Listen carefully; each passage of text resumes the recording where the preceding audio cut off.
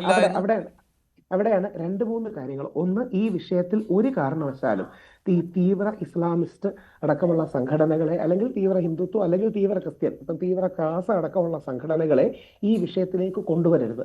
മുഖ്യധാരയിൽ നിൽക്കുന്ന എല്ലാവരോടും യോജിച്ചു പോകുന്ന, അത് കോൺഗ്രസ് ആണെങ്കിലും BJP ആണെങ്കിലും CPM ആണെങ്കിലും കുഴപ്പമില്ല, ഇവരെ വിളിച്ചിരുത്തി ഈ വിഷയം പരിഹരിച്ചുകൊണ്ട് മുമ്പോട്ട് പോകാൻ നമുക്ക് കഴിയണം.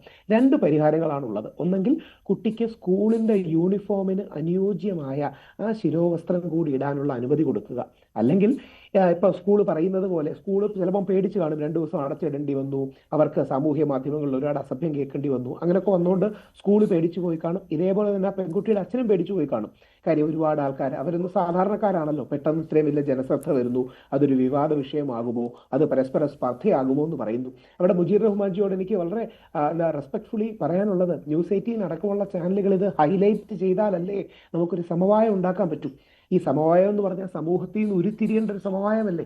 അപ്പം നമ്മളിത് ഹൈലൈറ്റ് ചെയ്യുമ്പോഴാണ് നമുക്കിത് കൊണ്ടുവരാൻ പറ്റുന്നത്. പക്ഷെ രണ്ട് സൊല്യൂഷൻസ് രഹസ്യമായിട്ട് ആണ്. ഓപ്പറേറ്റ് ഒന്ന്, ചെയ്യാൻ ആഗ്രഹിക്കുന്നവർക്ക് അങ്ങനെ ഹൈലൈറ്റ് ചെയ്യാൻ ആഗ്രഹമില്ല ശ്രീ രാഘവേഷ്. ആരെയും അതാണല്ലോ, അതാണ് ഞാൻ ഞാൻ പറഞ്ഞത്. ആരെയും ഈ അല്ലല്ല, കുടുംബത്തിന്റെ ഒറ്റ മാത്രം ഒറ്റ സെക്കൻഡ്, ആവശ്യമായിരിക്കില്ല, ഒരു വരി, അതിന് പിന്നിലുള്ള അല്ലല്ല, ചില ഒരു വരി പറഞ്ഞ് ശക്തികളുണ്ടല്ലോ, ഈ അവസാനിപ്പിക്കാം. പറയുന്ന തീവ്ര ഇസ്ലാമിസ്റ്റുകൾ. അതാണ് പറഞ്ഞത്. ഞാൻ ഒരു SDP-യുടെ വരി സാന്നിധ്യം അല്ല ഒരു ഇക്കാര്യത്തിലുണ്ട്, വരി പറഞ്ഞ് തർക്കമില്ലാത്ത കാര്യമാണ്. അവസാനിപ്പിക്കാം. അത് പറയുവാൻ കോൺഗ്രസ് ഒക്കെ ഒരു പഠിക്കുകയാണ് വരി എന്നേ പറഞ്ഞ് ഉള്ളൂ. അവസാനിപ്പിക്കാം. ഒരു വരി പറഞ്ഞ് അവസാനിപ്പിക്കാം. പരിശുദ്ധ ഖുറാൻ 41:34 റോമൻസിലും, അതായത് ബൈബിളിന്റെ ഭാഗമായി മറ്റും പറയുന്ന രസകരമായ ഒരു കാര്യമുണ്ട്. ഈ നെഗറ്റീവ് ഉണ്ടെങ്കിൽ പോസിറ്റീവ് വെച്ച് നമുക്ക് പരിഹരിക്കണം. അപ്പൊ രണ്ട് പരിഹാരങ്ങളാണ്. ഒന്നെങ്കിൽ സ്കൂൾ അനുവദിക്കുക, ശിരോവസ്ത്രം യൂണിഫോമിനോട് ചേർന്നൊരു കാര്യം. അല്ലെങ്കിൽ ഈ ഹിജാബ് ധരിക്കില്ല എന്ന് എഴുതി ഒപ്പിടുക എന്നുള്ളതല്ല, സ്കൂൾ യൂണിഫോമിന്റെ മാനദണ്ഡങ്ങൾ പാലിച്ചു കൊള്ളാം എന്ന് പറയുന്ന ഒരു കാര്യം അവർ കൊണ്ടുവരിക. രണ്ട്, നാളെ ആ സ്കൂളിൽ ഒരു കുട്ടിക്ക് മറ്റൊരു പരിപാടിക്ക് പോകുന്നു, സ്കൂളിന്റെ കലോത്സവത്തിന് പോകുന്നു, അവിടെ ഒക്കെ ഈ ശിരോവസ്ത്രം ധരിച്ചുകൊണ്ട് പോവാം, ആരും എതിർക്കാൻ പോകുന്നില്ല. കാര്യം യൂണിഫോമിന്റെ ഭാഗമല്ലാത്തൊരു കാര്യം